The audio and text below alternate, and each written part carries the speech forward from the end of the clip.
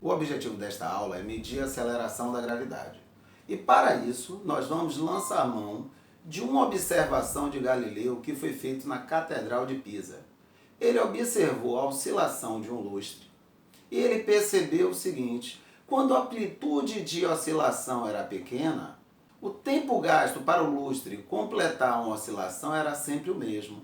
Ou seja, ele percebeu que para pequenas oscilações, o lustre realizava um movimento periódico. Ou seja, existia um isocronismo neste movimento do lustre. E é justamente esta informação que nós vamos utilizar aqui.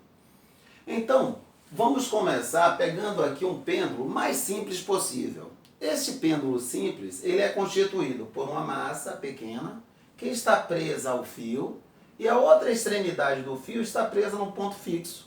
Se eu tiro essa massinha da posição de equilíbrio e solto, ela vai oscilar.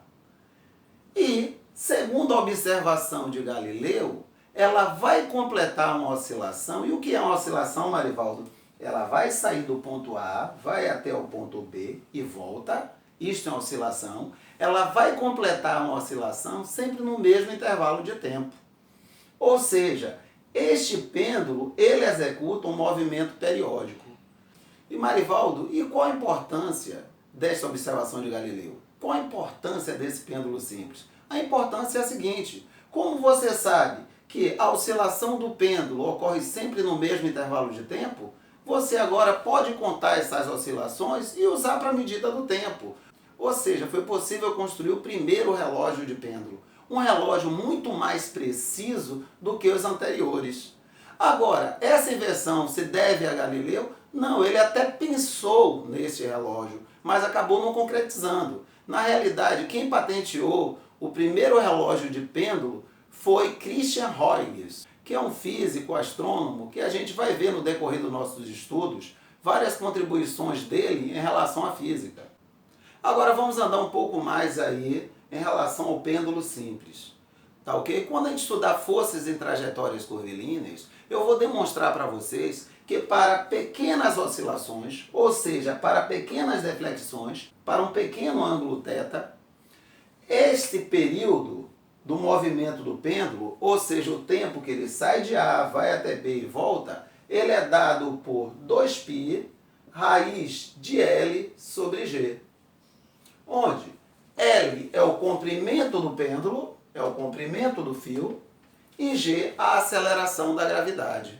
Agora perceba o seguinte, ó, segundo nossa equação aqui, o período do pêndulo não depende da massa do pêndulo, só depende do comprimento dele e de G.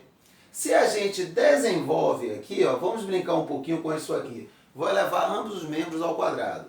Então, o período ao quadrado é igual a 4π ao quadrado L sobre G. Arrumando, G é igual a 4π ao quadrado L sobre o período ao quadrado. Então perceba qual vai ser o nosso próximo passo. Vamos construir um pêndulo simples. Π eu sei que é um número irracional, que a gente aproxima para 3,14. L é o comprimento do pêndulo, eu posso construir um pêndulo simples e medir o comprimento dele. E T é o período. Então observe que de posse do comprimento do pêndulo e do período, podemos determinar G. Então, pessoal, montado o meu pêndulo simples, agora eu vou medir o comprimento dele. Então vamos lá. Então o comprimento do pêndulo, 59 centímetros.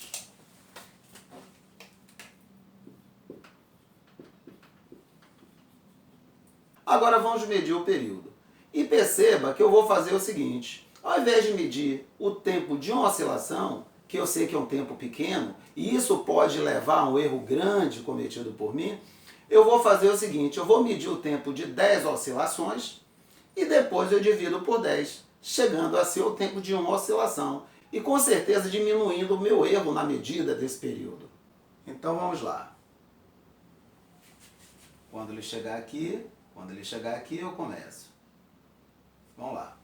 Uma oscilação, 2, 3, 4, 5, 6, 7, 8, 9, 10.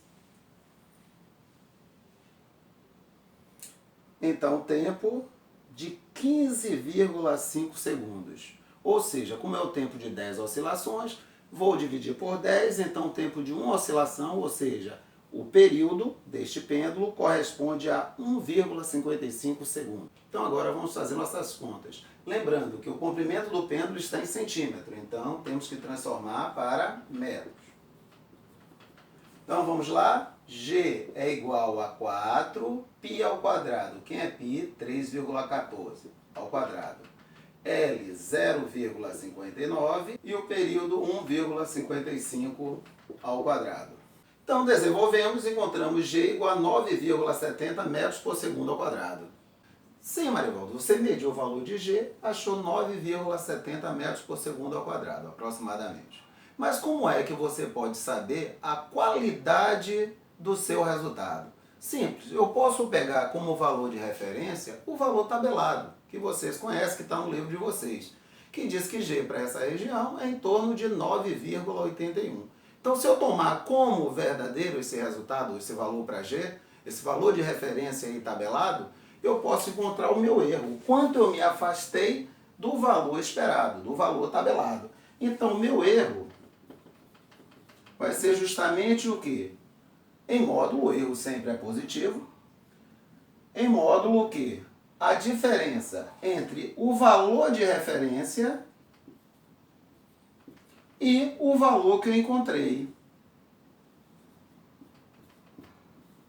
Ou seja, o meu erro, ele foi de 0,11 metros por segundo ao quadrado. É um erro, ó, aparentemente pequeno, mas ainda não me dá uma boa ideia da qualidade do meu experimento. O que vai me dar, na realidade, é eu saber o seguinte: qual o valor deste erro em termos percentuais em relação ao valor que eu esperava, que era 9,81. Ou seja, eu vou atrás do erro percentual. Eu vou pegar o quê? O meu erro, vou dividir pelo valor esperado e multiplicar aqui, ó, por 100%. Então, sendo o erro percentual 1,1%, que é um erro relativamente baixo, então, ó, considero que consegui obter êxito aí nesse experimento. Então, vamos aproveitar a oportunidade de explorar um pouco mais desta equação aí do período de um pêndulo simples. Então, Marivaldo, o que é que o Enem poderia explorar, por exemplo, em relação a essa expressão? Primeiro, essa expressão só é válida para pequenas amplitudes, ou seja, para um ângulo, ó, de deflexão de até 10 graus. Segundo passo, Marivaldo, não aparece a massa nessa expressão, ou seja, esse período de oscilação não depende da massa. Outra coisa, Marivaldo, eu tenho um relógio de pêndulo. Se eu pego esse relógio de pêndulo e levo para uma região mais fria, Marivaldo, esse relógio ele vai atrasar ou vai adiantar? Peraí, se eu vou levar para uma região mais fria, vai ocorrer uma dilatação, reduzindo o comprimento do pêndulo. Se o comprimento reduz, ó, ele está aqui no numerador. Se o comprimento reduz, o período reduz. O que significa o período reduzir? O pêndulo fica mais rápido, ou seja, o relógio acaba adiantando. Outro questionamento. Marivaldo, um relógio de pêndulo é levado para a Lua. Ocorre alguma alteração no valor indicado por esse relógio? Sim, porque lá, ó, a gravidade é menor. A gravidade é 6 vezes menor que a gravidade aqui na Terra. Então, se a gravidade é menor, observe que a gravidade está no denominador. Se você diminui o denominador, então o resultado acaba aumentando.